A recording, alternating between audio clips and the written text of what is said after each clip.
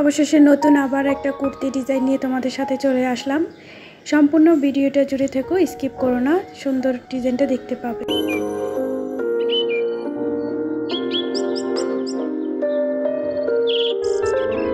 Hello বন্ধুরা, আসসালামু আলাইকুম। লামিজ ডিমে তোমাদের সবাইকে স্বাগত।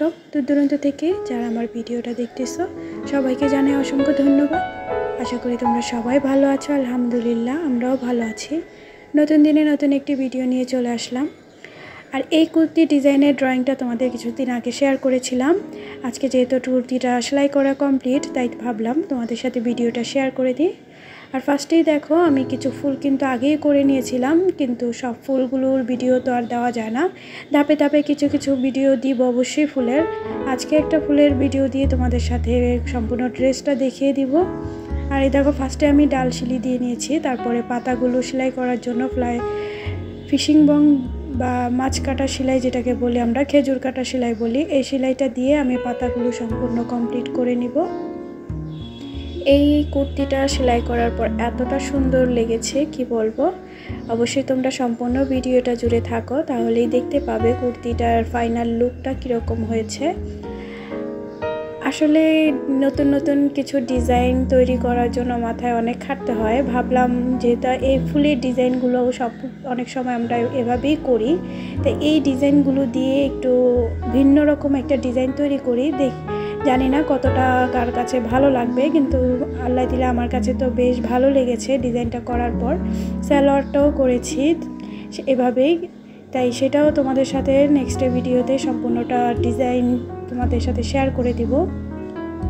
ভিডিওতে তো সবসময় আমি যা বলি, আমার ভিডিওটা যারা দেখা শুরু করেছো প্লিজ ছোট্ট একটা লাইক দিয়ে দিও। তোমাদের ছোট্ট একটা লাইক আমার ভিডিওটা সবার কাছে পৌঁছে দিবে। আর যারা আমার চ্যানেলে নতুন এসেছো প্লিজ আমার চ্যানেলটা সাবস্ক্রাইব করে আমার পাশে থেকে যেও। আর অল অপশনটা ক্লিক করে রেখো, যাতে পরবর্তীতে ভিডিও আপলোড করলে তোমাদের কাছে নোটিফিকেশন চলে যায়। আর এই যে দেখো, পাতাটা সেলাই আমার কমপ্লিট হয়ে গেছে। এখন আমি অরেঞ্জ কালারের সুতা দিয়ে ফ্রান্স নট যে সেলাইটা হয় সেই সেলাইটা দিয়ে এই ফুলের ডিজাইনটা করতেছি। দেখতেই পাচ্ছ কিভাবে ডিজাইনটা করতেছি। আসলে সিম্পল একটা কাজ, কিন্তু দেখতে কিন্তু বেশ সুন্দর লাগছে। যখন সম্পূর্ণ ফাইনাল কুর্তির লুকটা দেখবে তখন বুঝতে পারবে যে আসলে কতটা সুন্দর হয়েছে। আমি এখানে ভ্যারাইটিস ফুল দিয়েছি, ভ্যারাইটিস সুতা দিয়েছি। যেহেতু এই কুর্তিটার দেখতেই পেয়েছো যে একবারে অফ হোয়াইট একটা কালার, যে কোনো সুতাই কিন্তু সুন্দর মানাবে। এটাও আমার পেজের নতুন একটা ডিজাইনের প্রোডাক্ট। যারা আমার ভিডিওগুলো দেখো, যদি কোনো সময় ভালো লেগে থাকে অবশ্যই আমার পেজে নক দিতে পারো। আর এগুলো আমি অর্ডার হিসেবে নিচ্ছি, তাই যারা প্রি অর্ডার দিতে চাও তারা অবশ্যই আমার ফেসবুক পেজে নক দিতে পারো।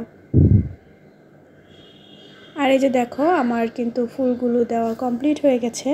আর এটা ফ্রান্স নট সেলাই দিয়ে দিয়েছি, বুঝতেই পেরেছো। আর এখন আমি সবুজ কালার সুতা দিয়েই এটার পাতাগুলো আবার একটু করে নিব।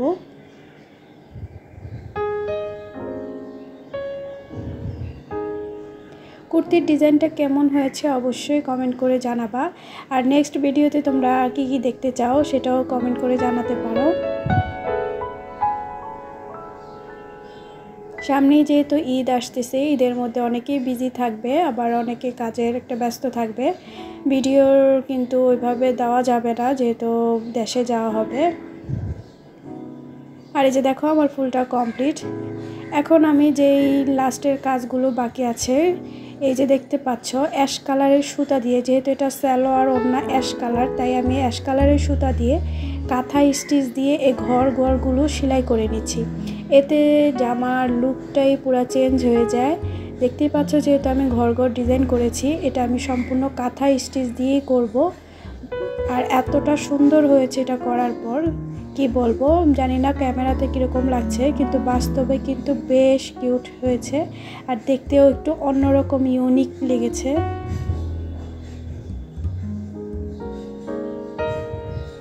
ডিজাইনগুলো মন থেকেই আসে, যখন মনে যেটা আসে সেভাবে সেলাই করার চেষ্টা করি। আর জানি না বাকিটা কার কাছে কতটা পছন্দের হবে। ইনশাআল্লাহ আগের যেই কুর্তি ডিজাইনটা দিয়েছিলাম এটা অনেকের কাছে পছন্দ হয়েছে, আমার অনেক অর্ডারও এসেছে। ঈদের পর ওইগুলো সব সেলাই করব, যেহেতু এখন সময় নেই, সবাই ঈদের পরেই নিবে বলেছে। আর এই ডিজাইনটাও জানি না কেমন হবে, অবশ্যই আশা করতেছি সবার কাছে ভালো লাগবে। আর এই যে দেখো আমি কিন্তু কাঁথা স্টিচ দিয়ে এই ঘরগুলো করে নিচ্ছি। চাইলে তোমরা ফ্রেম দিয়ে করতে পারো, কিন্তু যেহেতু কাঁথা স্টিচ, ফ্রেমের থেকে আমার কাছে মনে হয় এটা হাত দিয়ে এভাবে করলেই সবচেয়ে বেশি সুন্দর হয়, মানে তাড়াতাড়িও হয় আর একটু কাজটা করতে খুবই ইজি মনে হয় আর কি। তাই আর ফ্রেমে তোমাদের দেখালাম না, তোমরা চাইলে ফ্রেমে করেই নিতে পারো, কিন্তু যেহেতু এই ঘরগুলো বারবার ফ্রেম আটকাওয়ার করো, এর চেয়ে ভালো হাত দিয়ে করাটা, তাই তোমাদের হাতেরটাই আমি শেয়ার করলাম।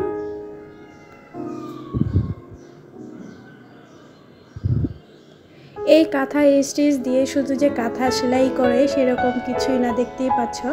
আসলে এটা একটা ঐতিহ্যবাহী সেলাই, আর এই সেলাইটা দিয়ে সব কিছু করা যায়, মানে কাঁথায় যে সেলাবো এরকম না, ড্রেস হতে শুরু করে সব কিছু। আর এই সেলাইটা তো কেউ পারে না এরকম তো কেউ নেই, এটা আগে বুঝতেই পেরেছ।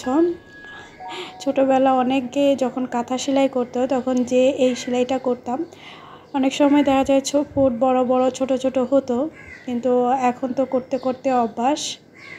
এই যে দেখো আমার ফাইনাল লুকটা এরকম হয়েছে জামার। কেমন হয়েছে অবশ্যই কমেন্ট করে জানিও। আমি এটা কিন্তু জাস্ট বুকের মধ্যে এই ডিজাইনগুলো করেছি, আর কোনো কোথাও নেই।